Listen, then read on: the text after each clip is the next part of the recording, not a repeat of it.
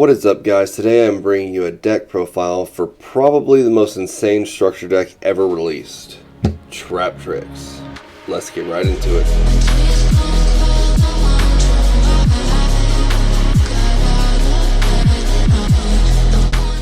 Before we get started, the giveaway for this video is going to be a super rare Yugioh. The structure deck comes with this card, but it comes with it in a common version, not a super rare, so it's pretty cool to pick up. To enter the giveaway, all you have to do is like, comment, and be a subscriber. Liking is the main thing because the algorithm and whatnot, and it definitely helps more than anything else. Those of you who are new may say that I am late to this, and I definitely am, but I just started putting a deck together, and obviously you have to start with the $30 triple structure deck. For those of you like me who want to get back into dueling or something like that, there are two reasons to buy this structure deck, even if you don't like Traptrix. Number one, evenly matched, and number two, Ash Blossom. Ash Blossoms go between like $4 and $5, even though they're from a structure deck, depending on where and when you look. And evenly matched is like $4.50 to $5.50. Even though it's from a structure deck, depending on when and where you look. These 6 cards basically cover the entire cost of the structure deck, and they can fit into a lot of decks that you might want to build. This video is going to have 3 parts. The first part is going to be the deck profile, the second part is going to be cool interactions, and the third part is going to be test hands. So check the chapters down below and kind of skip around and see what's going on. And as always, let me know what you think. To start off, we're going to be playing 3 Traptrix Pudica. This is actually really good at 2 as well, but you kind of want to see it in your starting hand because you normal summon it and then it searches for the field spell. And I kind of like to use it as bait for Ash Blossom because you don't really need the field spell, but it does help a lot. So if they ash this, then that's fine, they wasted their ash, and I can continue playing. The special summon effect is you special summon it, and then you target one special summon monster your opponent controls, and it's banished, but during their next standby phase, they get it back. There is a way around that, and I'll show you that in the cool interactions part of the video. Next up is 3 Traptrix Mantis. When she's normal summoned, she searches another Traptrix monster, and like most of the time, you're going to be searching for Arachnicampa, because Arachnicampa can special summon from hand, and that helps you go into like rank 4s and stuff like that. Secondary effect, she doesn't have a special summon effect, but her secondary effect is she can send one trap card that's set to your hand, and then you can set a different one. I don't use that very often, but if you need to trigger Sarah that turn, it's a really easy way to do it. You can just pull a trap card to your hand and just reset the exact same trap card, and then it'll activate Sarah's effect. Up next is 3 Traptrix Miramello. Miramello is really good. When he's normal summon, he searches a normal trap card, and most of the time you're going to want to choose Holotea if it's early in the game because that helps you get your plays going. And then he does have a special summon effect. When he's special summoned to the field, he just blows up a spell or trap card. Very good, and it's not once per turn either. Next up is 3 Arachnicampa. Arachnicampa is really cool because if you have another Traptrix card on the field, or monster I should say, you can just activate her effect in hand and then special summon her, which once again helps you go into various plays with like rank 4s and building your board. The special summon effect is also a quick effect, so if you used Traptrix Sarah's second effect by activating a Traptrix card already, you can wait for your opponent's turn, and then right during their standby phase or whatever you want, activate her effect to special summon, and then that will get Sarah's effect to go off. Don't worry about Sarah yet, I'm going to get into that later. The other thing she does is while she's on the field, all spells and traps you control can't be destroyed the first time. If they target the same spell twice in the same turn, the second time will blow it up. But it is very, very helpful to have that. So if they play Harpy's Feather Duster and you have like 4 traps set, nothing happens. Up next is 2 Dionea. Dionea is really good because when you normal summon her, you can special summon a Traptrix monster in your graveyard. That's the main reason why she's at 2, because if you draw her, like in your first 5 cards, like your starting hand, if you draw her, obviously there's no Traptrix monsters in your graveyard. That's the main reason she's at 2. You'd rather have one of the other ones instead, but she's very easily searchable, and the field spell lets you normal summon twice as long as it's up on the field. So worst case scenario, you can search her, and then if you have the field spell, or if you haven't normal summoned yet, normal summon her, and then special summon a Traptrix monster from the graveyard. Lastly, for the Traptrix monsters, we got 1 Yugioh. This is my least favorite, to be honest, and if we hit 30 likes on the video and I do the $100 Traptrix deck, you will not see this card. But for the triple structures, it can kind of help things move along and go. The thing I don't like about it is you have to send a trap card to the graveyard and then special summon. Then the secondary effect, she's one of 3 cards that have a graveyard effect. You can banish her from the graveyard if you control no spells or traps, and then set a trap card. So she can kind of keep things moving, and I think she is a necessity for this triple structure deck build. But honestly, I take it back, she's not bad. I just think there's not room for her when we spend another $30 or $40 on random cards to add to the deck. Moving on to the traps, it is 3 Holutea. Holutea is cool because you can activate it the first turn you set it by discarding a trap card.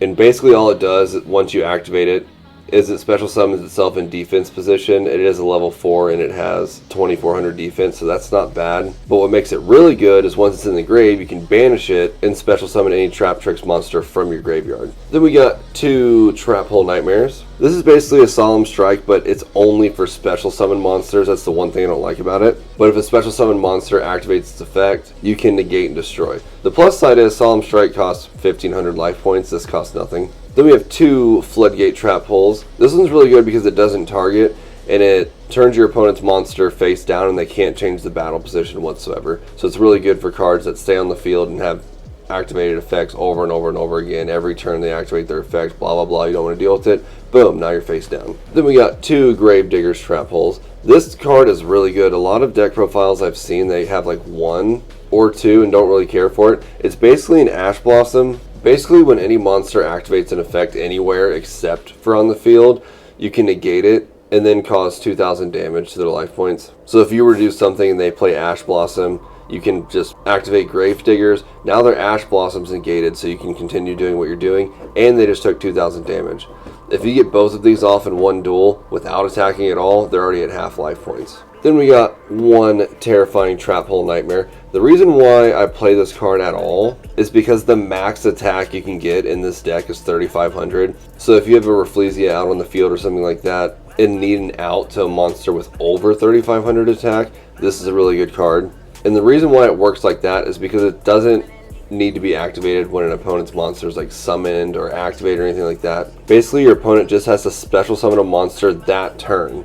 So if they special summon a monster in main phase 1, you can wait all the way until the last possible moment where you can activate something, then boom, activate this, blow up the monster that's causing you problems. 1 Bottomless, just in case there's a monster you don't want to deal with that has graveyard effects, this banishes it instead. That is it for the traps. Let's get on to the spells. Spells are very short. We got triple Trap Tantalizing Tune. If you were Mr. or Mrs. Moneybags, this would be Pot of Prosperity, but nobody has $120 to spend on 3 cards. But this works very well anyway, because what it does is you discard a Traptrix monster or a normal trap, and then you draw 2, which isn't always bad because Holutea has a graveyard effect where you can banish and special summon another Traptrix monster.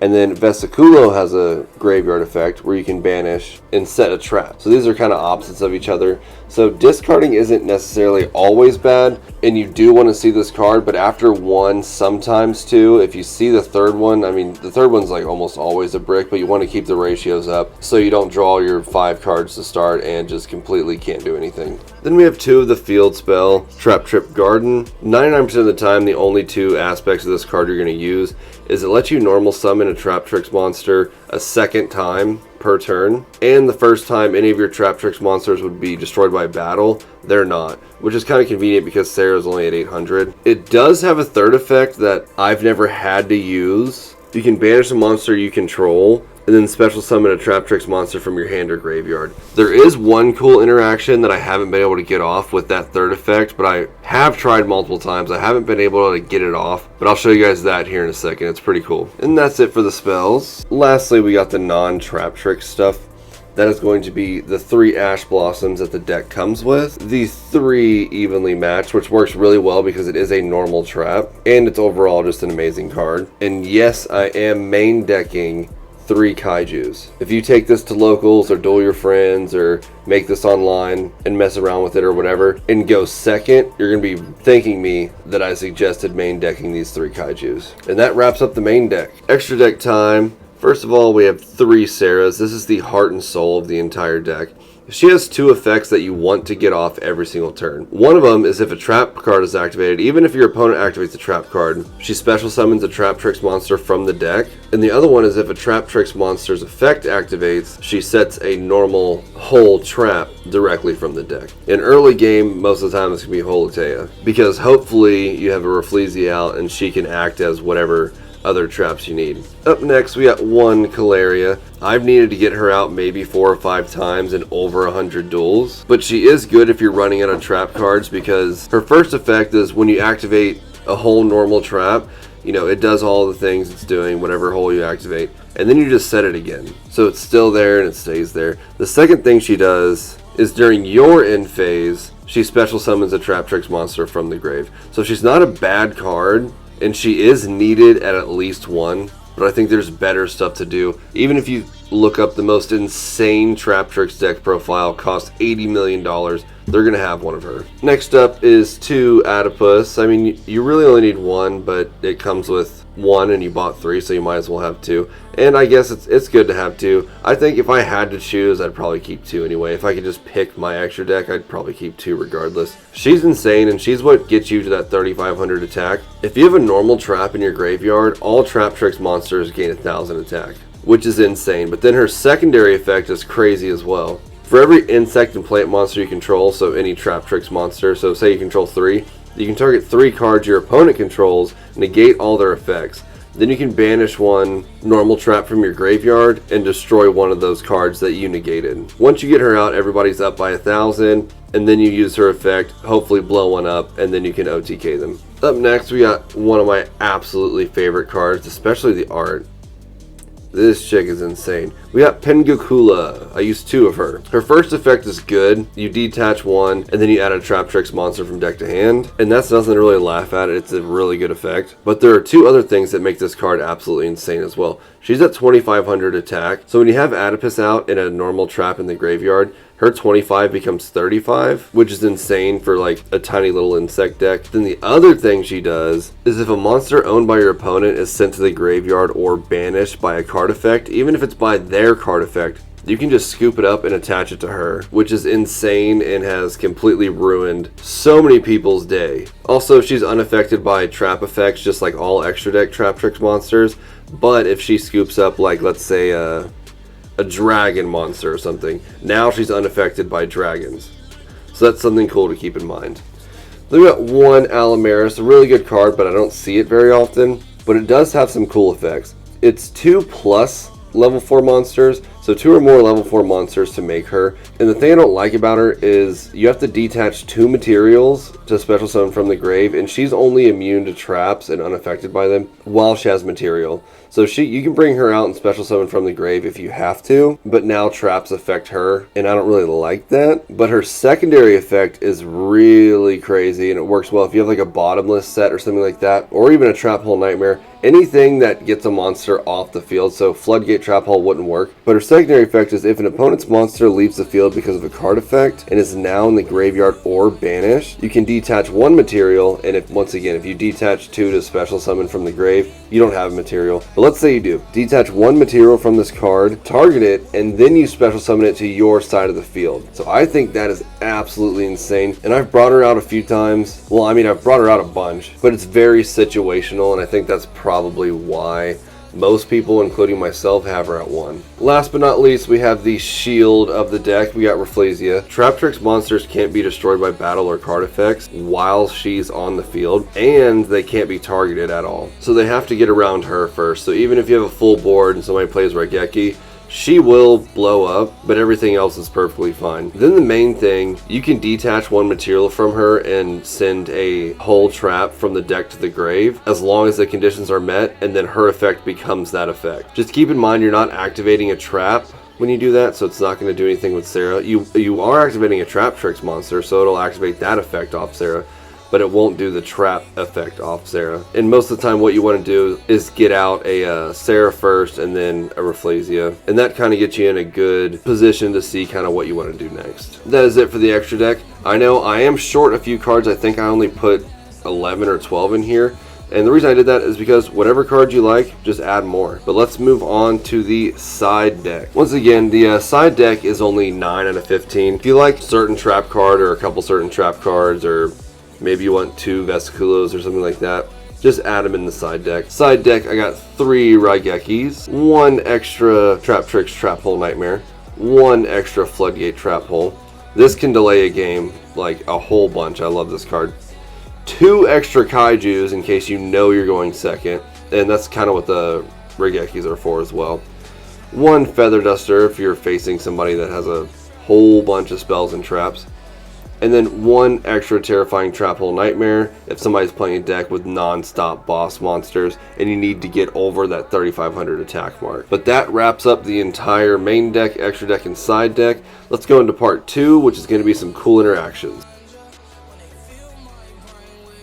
Interaction number 1 is, let's say you have a Pengu Kula on the field and a Pudica in the graveyard or the deck, it doesn't really matter.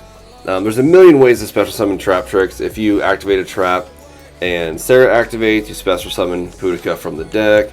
I mean, you could banish Holotea from the graveyard to special summon, but whatever you do, special summon her. She's going to blow up a special summon monster, and then you immediately attach it to Pengu Kula.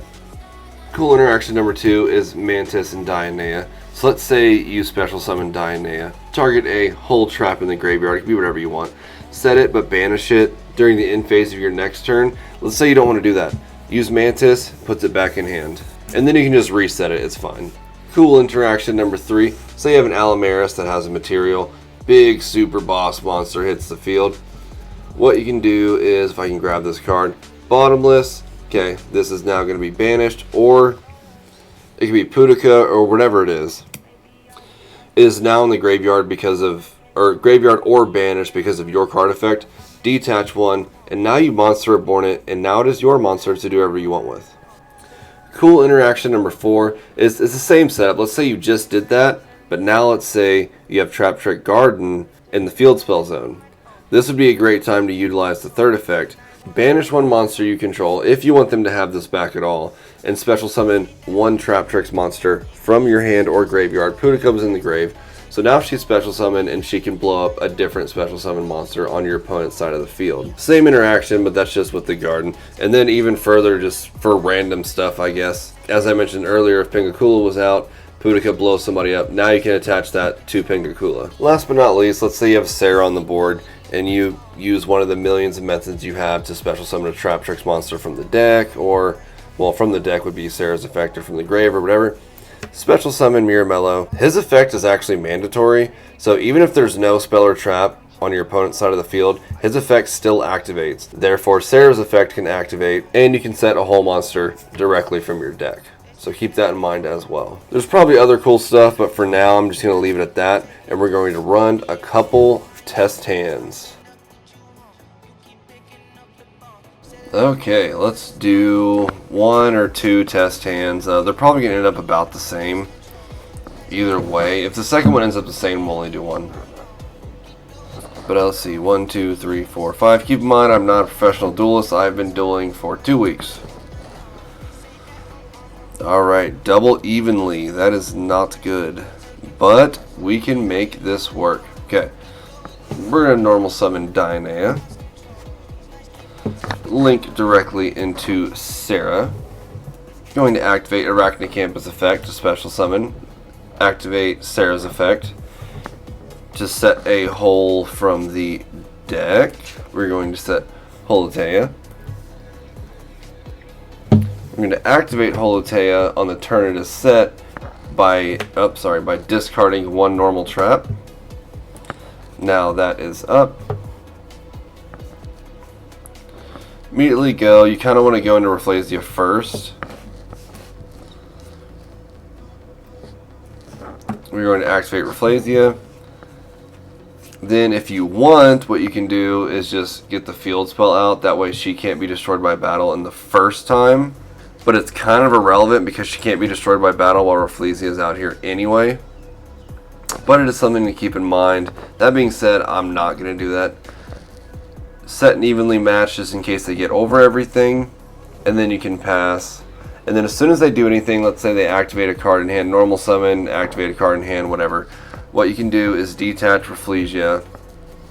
She will now become, you can make her become whatever you want. It's truly irrelevant. I like to try and get Gravediggers off because it'll cause 2,000 damage.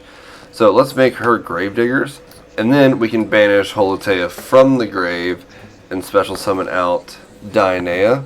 Dionea's effect will activate. We will set Gravedigger's trap hole from the grave.